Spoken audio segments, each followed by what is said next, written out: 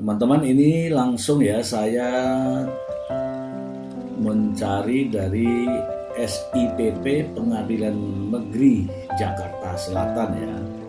Di sini jelas ya, jelas perkaranya yaitu identitas terdakwa ya. Ini nomor register perkara 154 dakwaannya ya. Kemudian identitas terdakwa Nikita Mirzani, saya nggak sebutkan identitas lainnya. Alamat di Pesanggerahan, kemudian Islam, wira swasta, D3 ya. Jadi pekerjaannya wira swasta ya. Status penangkapan dan penahanan mulai dari tanggal 4 Maret 2025. Kemudian penyidik menahan 4 Maret 2025, kemudian sampai dengan 23 Maret 2025. Kemudian perpanjangan penuntut umum 24 Maret sampai dengan 2 Mei.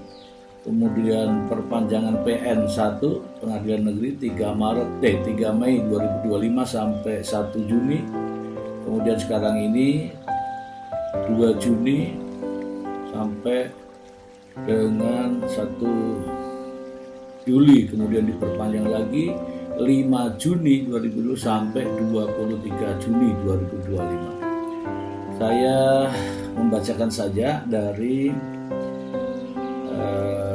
dakwaan jaksa ya. Yang pertama. Dakwaan pertama ke-1. Dakwaan pertama ke-1. Mereka yang melakukan, yang menyuruh melakukan, dan yang turut serta melakukan perbuatan dengan sengaja dan tanpa hak mendistribusikan dan atau mentransmisikan informasi elektronik dan atau dokumen elektronik dengan maksud untuk menguntungkan diri sendiri atau orang lain secara melawan hukum, dengan ancaman pencemaran dan dengan ancaman akan membuka rahasia, memaksa orang supaya memberikan suatu barang yang sebagian atau seluruhnya milik orang tersebut atau orang lain. Materinya saya bacakan materinya, kemudian pasalnya. Ini dakwaan pertama ya.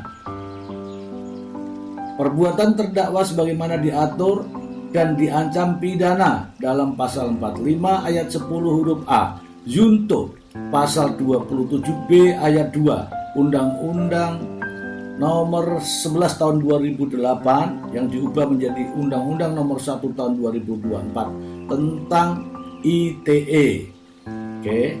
Kemudian junto lagi pasal 55 ayat 1 ke 1 Kitab Undang-Undang Hukum Pidana. Itu adalah dakwaan pertama ke-1.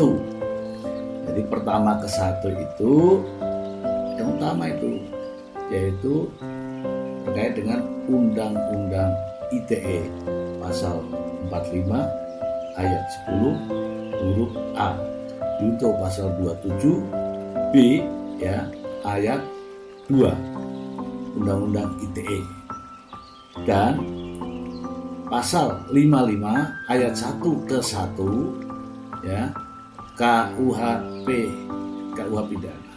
Oke ya. Itu dakwaan pertama ke-1. Kemudian dakwaan keduanya ada ini.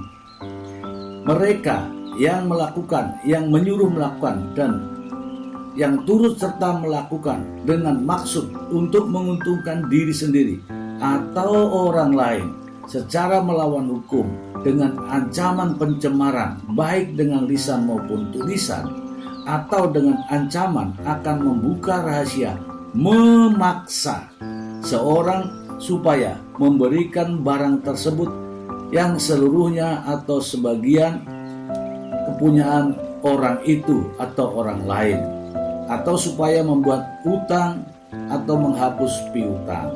Oke, pasalnya saya bacakan. Saya nggak sebutkan materinya ya. Perbuatan terdakwa diatur dan diancam pidana dalam pasal 369 ayat 1 KUH pidana. Junto pasal 55 ayat 1 ke 1 KUHP. Dan ini dakwaan keduanya ya, yaitu ini panjang ya. Mereka yang melakukan, yang menyuruh melakukan dan turut serta melakukan perbuatan, menempatkan, mentransfer, mengalihkan, membelanjakan, membayarkan, menghibahkan, menitipkan, membawa ke luar negeri dan seterusnya banyak macam. Ini kaitannya dengan pasal 3 ya. Pasal 3 di sini disebutkan pasal 3 Undang-Undang Nomor 8 Tahun 2010 tentang pencegahan dan pemberantasan tindak pidana pencucian uang. Junto pasal 55 ayat 1 ke 1 KUH pidana.